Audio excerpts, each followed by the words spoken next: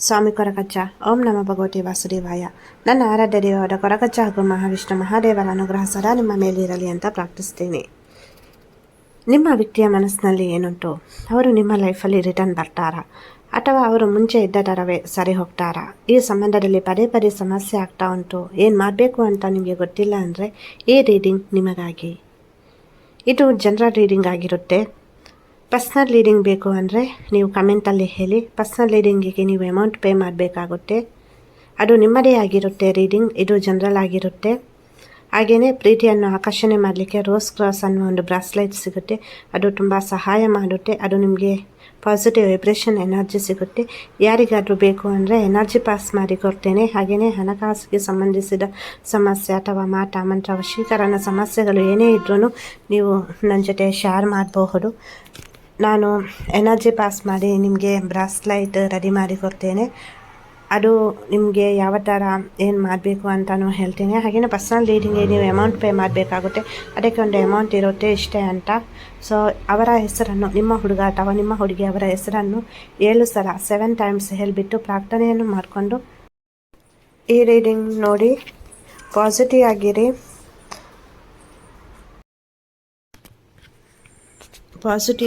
ನೋಡುವ. ಇಲ್ಲಿ ನೀವಿಬ್ಬರು ಎಷ್ಟೇ ಒಂದು ದೂರ ಇದ್ರೂ ಈ ಸಂಬಂಧ ಅಷ್ಟು ಸುಲಭದಲ್ಲಿ ಬಿಟ್ಟು ಕೊಡಲ್ಲ. ಅವರಿರ್ಬೋದು, ನೀವಿರ್ಬೋದು, ನೀವು ಅಂದ್ಕೊಳ್ಬೋದು ಅವರು ಮುಂಚಿನ ಥರ ಇಲ್ಲ, ರಿಜೆಕ್ಟ್ ಮಾಡ್ತಾ ಇದ್ದಾರೆ ಅಥವಾ ಅವಾಯ್ಡ್ ಮಾಡ್ತಾ ಇದ್ದಾರೆ ಅಂತ. ಬಟ್ ಇವಾಗ ಪರಿಸ್ಥಿತಿ ಅಷ್ಟು ಸರಿ ಇಲ್ಲ. ಅಥವಾ ಅವರು ಕೆಲವೊಂದು ವಿಷಯಗಳನ್ನು ನಿಮ್ಮಿಂದ ಮುಚ್ಚಿಟ್ಟಿರಬಹುದು. ಕೆಲವು ಸಂದರ್ಭದಲ್ಲಿ ತಪ್ಪು ನಿಮ್ಮದೇ ಅಂತ ಅವರು ಹೇಳಿರ್ಬೋದು. ಬಟ್ ಆ ವ್ಯಕ್ತಿ ಮನಸಾರೆ ಅದನ್ನು ಹೇಳಿಲ್ಲ. ಎಲ್ಲೋ ಒಂದು ಕಡೆ ಅವರು ನೆಗೆಟಿವ್ ಎನರ್ಜಿಯಿಂದ ಅಥವಾ ಥರ್ಡ್ ಪಾರ್ಟಿ ಸಿಚುವೇಶನ್ಗಳಿಗಾಗಿರ್ಬೋದು.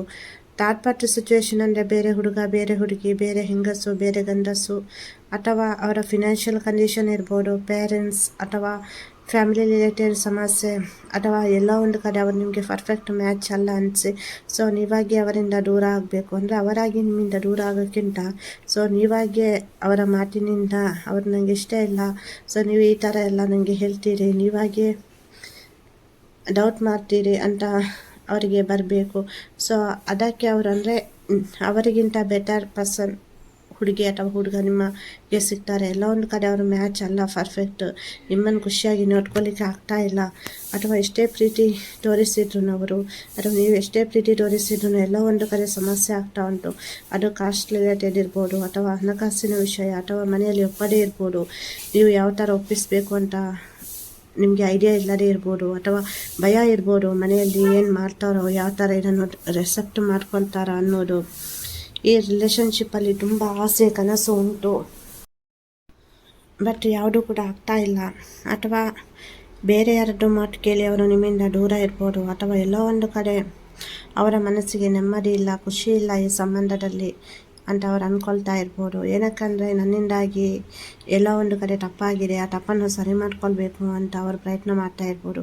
ಇಲ್ಲಿ ನೀವು ನಿಮ್ಮ ವ್ಯಕ್ತಿಯನ್ನು ನೆನ್ಪು ಮಾಡ್ಕೊಳ್ತಾ ಇವರು ಏನಕ್ಕೆ ಒಮ್ಮೆ ಇಟ್ಟಿದ್ದಾರೆ ಇನ್ನೊಮ್ಮೆ ಇರಲ್ಲ, ಅಥವಾ ಏನಕ್ಕೆ ನಂಬರ್ ಬ್ಲಾಕ್ ಮಾಡಿಟ್ಟಿದ್ದಾರೆ, ನಿಜವಾಗಿಯೂ ಇಲ್ಲಿ ಏನಾಗ್ತಾ ಉಂಟು, ಹಾಗಾದರೆ ಎಷ್ಟು ಸಮಯ ಎಷ್ಟು ದಿವಸ ಇವರು ನನ್ನ ಜೊತೆ ನಾಟಕ ಮಾಡಿದ್ರ ಈ ರಿಲೇಷನ್ಶಿಪ್ಪಲ್ಲಿ, ನೀನೇ ಜೀವನ ಅಂತ ಹೇಳ್ತಾ ಇದ್ರು. ಬಟ್ ಈ ಬದಲಾವಣೆ ಏನಕ್ಕೆ ಈ ಥರ ಅವಾಯ್ಡ್ ಮಾಡಿ ನನ್ನ ಕಣ್ಣಲ್ಲಿ ಕಣ್ಣೀರು ತರಿಸ್ತಾ ಇದ್ದಾರೆ.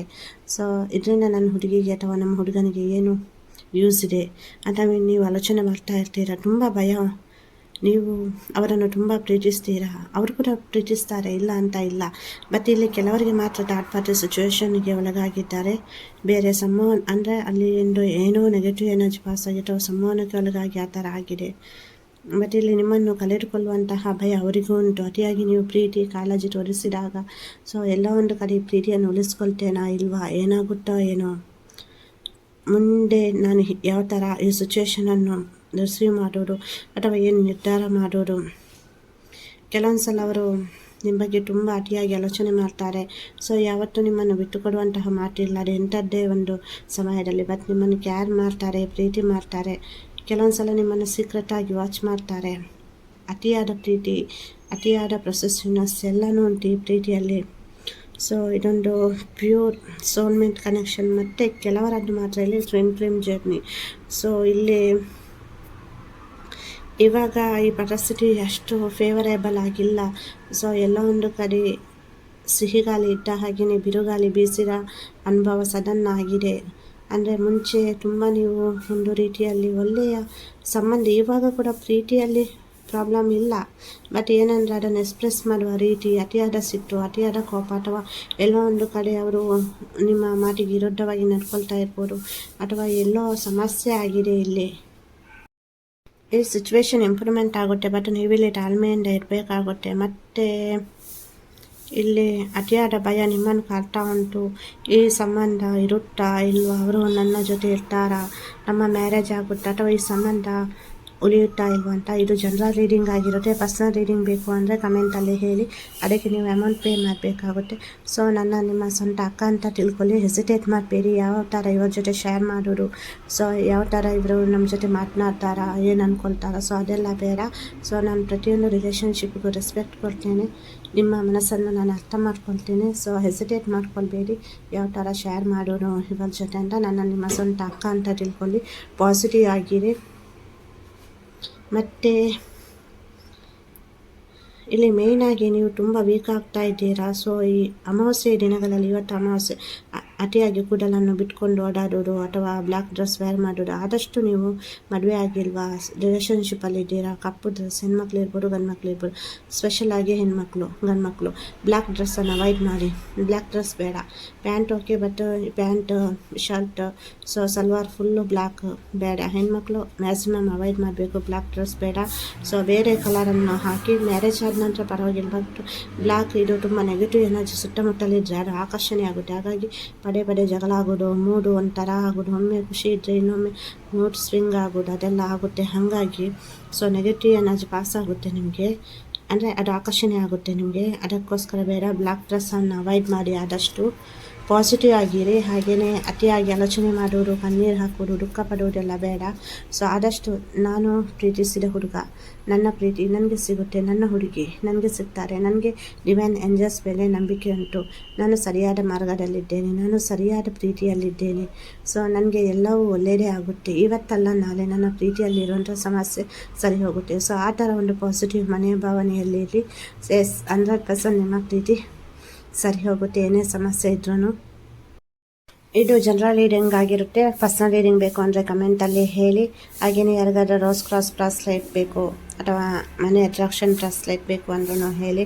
ಹಾಗೆಯೇ ಸಬ್ಸ್ಕ್ರೈಬರ್ ಪಕ್ಕದಲ್ಲಿ ಜಾಯಿನ್ ಬಟನ್ ಉಂಟು, ಅಲ್ಲಿ ಕೆಲವೊಂದು ತಂತ್ರಗಳನ್ನು ಹೇಳಿಕೊಟ್ಟಿದ್ದೇನೆ, ಕೆಲವೊಂದು ಮಂತ್ರಗಳನ್ನು ಹೇಳಿಕೊಟ್ಟಿದ್ದೇನೆ. ಸೊ ಏನೇ ಒಂದು ವಿಷಯ ಇದ್ರೂ ನೀವು ಅಲ್ಲಿ ಕೂಡ ಶೇರ್ ಮಾಡ್ಬೋದು. ಸೊ ನೀವೇನು ಶೇರ್ ಮಾಡ್ತೀರ ಅದು ಹೈಡ್ ಆಗಿರುತ್ತೆ. ಹಣಕಾಸಿಗೆ ಸಂಬಂಧಿಸಿದ್ದು, ಬಿಸ್ನೆಸ್ ರಿಲೇಟೆಡ್ ಅಥವಾ ಮ್ಯಾರೇಜ್ ರಿಲೇಟೆಡ್ ಅಥವಾ ರಿಲೇಷನ್ಶಿಪ್ ರಿಲೇಟೆಡ್, ಕೋರ್ಟಿನಲ್ಲಿರುವಂಥ ಕೇಸ್ ಇರ್ಬೋದು, ಅಥವಾ ಬಿಸ್ನೆಸ್ ರಿಲೇಟೆಡ್ ಏನೇ ಒಂದು ಸಮಸ್ಯೆ ಇದ್ದರೂ ನನ್ನ ಜೊತೆ ಶೇರ್ ಮಾಡಿ. ಪರ್ಸ್ನಲ್ ರೀಡಿಂಗ್ ಮಾಡಿಬಿಟ್ಟು ನಾನು ನಿಮಗೆ ಗೈಡ್ಲೈನ್ಸ್ ಕೊಡ್ತೀನಿ. ವಿಡಿಯೋ ಇಷ್ಟ ಆದರೆ ಲೈಕ್ ಮಾಡಿ, ಶೇರ್ ಮಾಡಿ. ಹಾಗೆಯೇ ಸಬ್ಸ್ಕ್ರೈಬ್ ಮಾಡಿಲ್ಲ ನಾನು ಸಬ್ಸ್ಕ್ರೈಬ್ ಮಾಡಿ.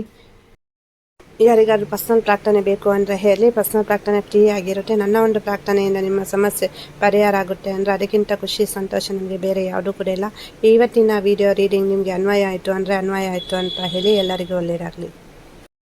ವಿಡಿಯೋ ನೋಡಿರೋಕ್ಕಾಗಿ ಧನ್ಯವಾದಗಳು. ಖುಷಿಯಾಗಿರಿ.